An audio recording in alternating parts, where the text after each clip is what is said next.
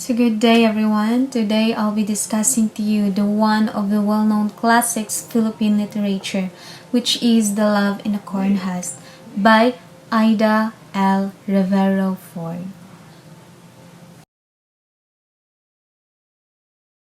So the stories may be short, but it is full of meaning about love, choices, and realities of life. What's more interesting about this piece is that it doesn't show love in a typical happily ever after way. Instead, the story shows us how love can be connected to sacrifice, regret, and acceptance of someone's responsibilities.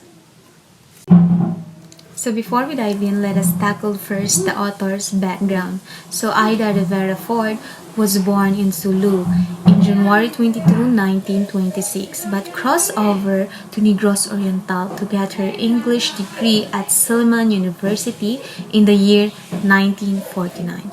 She is the first editor of Sand and Coral, the literary folio of the institution, and she graduated cum laude. And as for her master's degree in English, she decided to pursue it at University of Michigan on a Fulbright grant.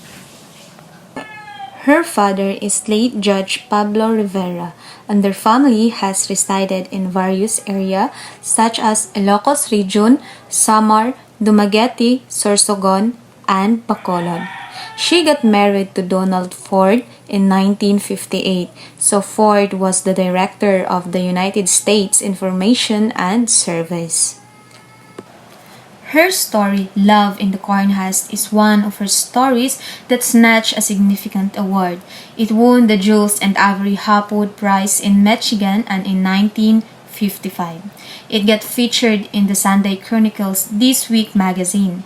This is just one of her 5 stories. She released these 5 stories under the title Now and at the Hour and Other Short Stories in 1957. That is her first collection, and the second one is called Born in the Year 1900, her mother's birth year, and the other stories in 1997, which was composed of 13 stories that she wrote.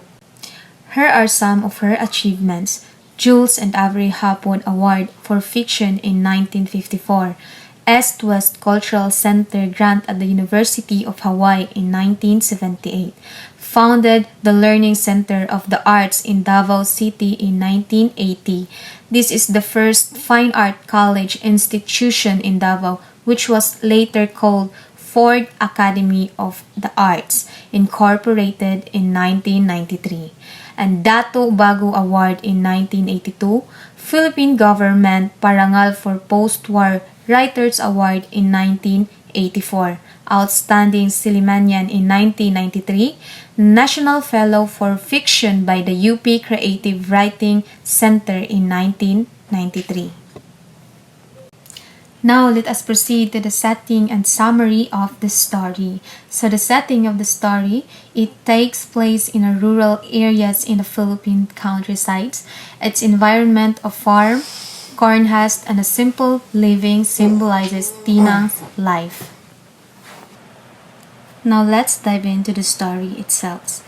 The main character is Tinang, who was once a housemaid.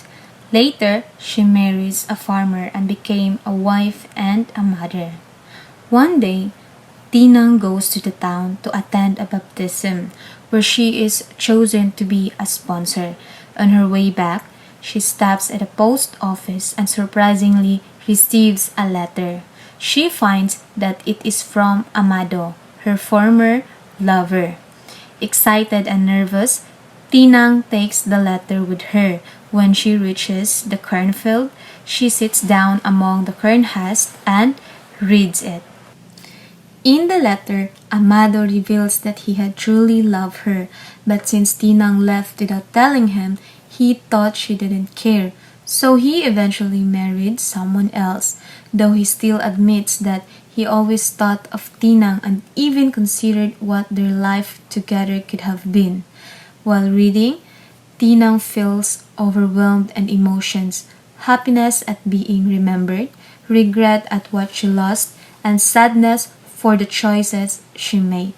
However, this moment of reflection doesn't last long. Her baby suddenly cries, reminding of her duties as a mother. With that, she sets aside her past and returns to her present reality. Now let's proceed to the character of the story. So the story may be short, but the characters are very symbolic. First, we have Tinang. She represents the Filipino woman who faces the tension between personal dreams and family responsibilities. She is torn between what could have been with Amado and what her life is now with her husband and child. Next character is Amado. He is Tinang's past lover. Through his letter, we see the theme of lost chances and how miscommunication can change lives. He is a reminder of Tinang what ifs. Next is Tinang's husband. He may not be described in detail, but he symbolizes of Tinang's simple rural life.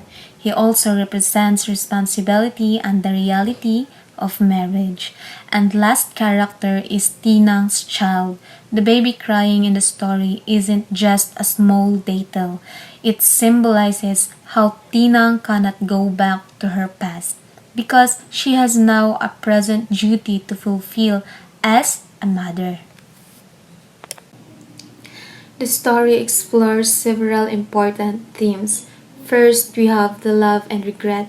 The story shows that love isn't always about happy endings. Sometimes it is about memories, sacrifices, and regrets.